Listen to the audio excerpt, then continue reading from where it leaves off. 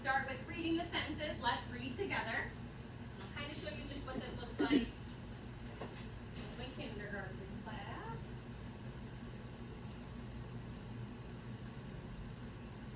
So I always use my pen, especially when we first start, and write up all of this. So first thing we would do is we go through and we look for some hard words. You guys see the hard word? And there's one of our hard words, so I just marked that hard under there when we're starting off. And then there's another hard word. Oh, there's another hard word. Just to build that confidence, to be like, oh my gosh, you already know 4 of the words up here. How are we going to figure out the other words? We're going to use our sounds. So we would do the first sounds, the first word, st and stand. What word is this? Stand. Oh, there's a hard word. What word is that? And. Let's start again. Let's use our sounds. And. Good. Let's put it together. So now we're starting to build a fluency and put those fragments together. So stand and bend. Good. What word? Let's add that one to it. Good. What word? Put it all together. Stand and bend are the sounds. Very good.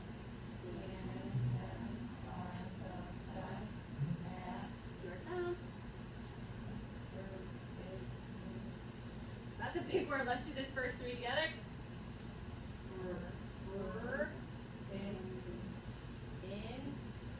What's that word? Good. Let's put it all together. Stand and bend are the best at sprints. So each sentence, and all of this is broken down in those first pages where you start with the word, do the sounds, word 1, word 2, word 1, word 2, word 3, and then you add a word each time. There are 3 sentences for each lesson. So then we do that. I only put 1 up here. So if you look in the manual, the first sentence would have been, can you get the crust? The second one would have been, stand next to the plants. And then this was the third one of that, of those 3 sentences. Then we would switch to, let's spell together. And I would say the sentence is, do you trust me? What's the sentence? Do you trust me? Let's count the words. Do you trust me? And then everybody will get their pen out with me at the same time. I've seen different strategies. One that I really liked is they put little lines up here. Do you trust me? So then when they would do a word, do, that's one of our heart words. Oh, and this is where you talk about every letter, or every sentence starts with an uppercase letter. Do, and then they would check it. Space, you, another heart word. And then they would check it. So kind of giving them the check and balance of making sure they have every word. I have seen like do lines like this, but then what the kids run into is this word is do, and then I can't think of an example, but then maybe it's stand, so then this word's going into this line, and then they're getting stressed out because their lines are matching, or they don't even notice that their lines are merging, and then they don't notice they're missing a word. So I really like this idea that I saw in the videos. So then, after they do the first sentence, I always have them do all 3 sentences so that they can go back and read the 3 sentences after they write them. And then the last step is the decodable text. The decodable text is on the slideshow. It is also a printout from the web, from the website. I'm just going to show you what that looks like real quick. The paper one.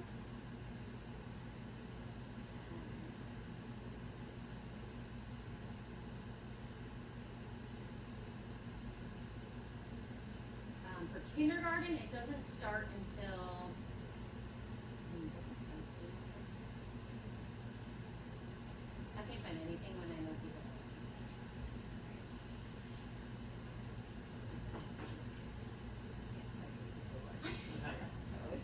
I also can never remember my password.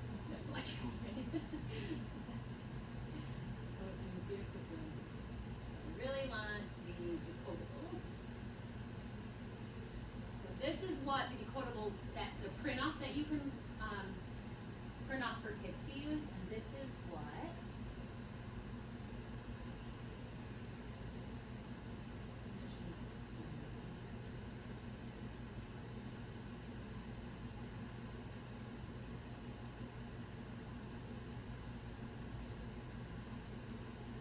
so I usually have the paper that I put on my screen over here. And then I do it, we start off doing it together. So for this lesson, this is the lesson 17 on the letter B. So our first job would be to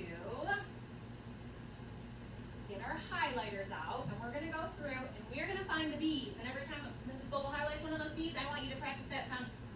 What sound? So then they would go through. I'm highlighting.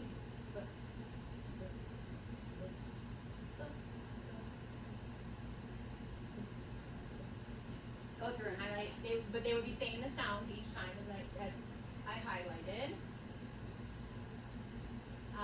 At the beginning, we often will look for our new high frequency word as well. And we put a line under our high frequency word. This one's a tricky one for them too because there's lots of keys. And then we would go through and oops, highlighter.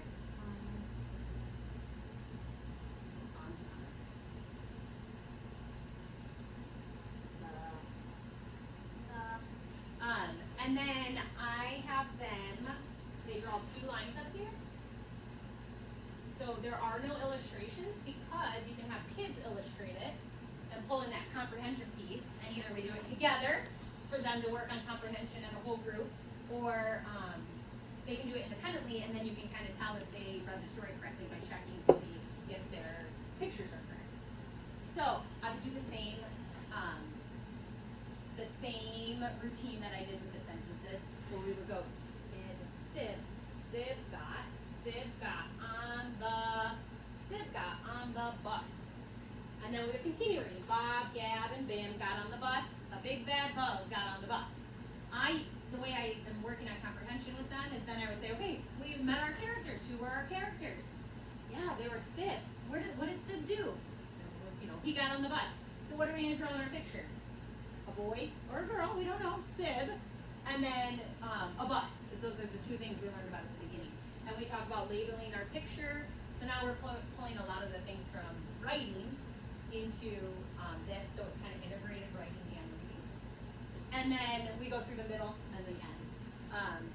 We know the little ones have a hard time retelling stories, the beginning, the middle, and the end, so then I also use that sometimes. I'll say, tell me about the story, so then they just use their pictures to tell me what happened in the story and make that connection with their comprehension and retelling.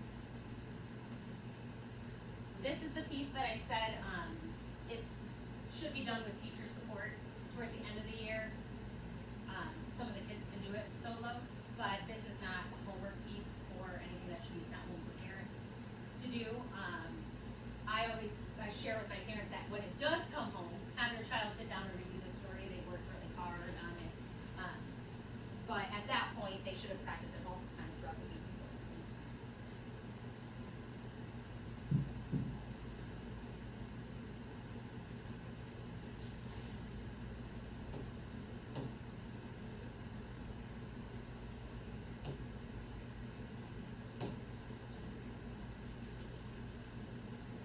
This is also in big words up here, so if you want to read it as a whole group, this is the same.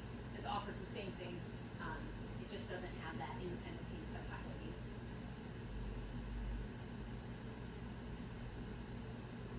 So we talked about the explicit and systematic part of UFLI.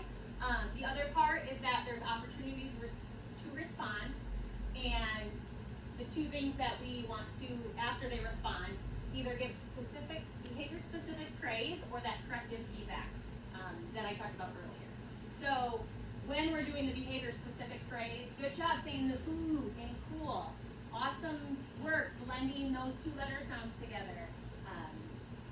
Good job trying to think of a different vowel sound. And so applying or attaching that skill that you're seeing them doing to the phrase so they know, and it reinforces that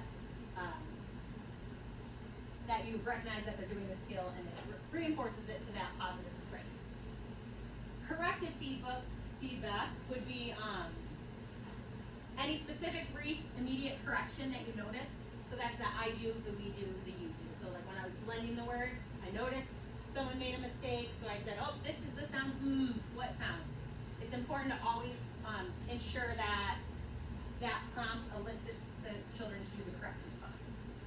Rather than just saying, oh, no, this is the sound, you want them to say it back to you and get that response back. All right, so we went through the 8 steps. Do you have any questions at this point about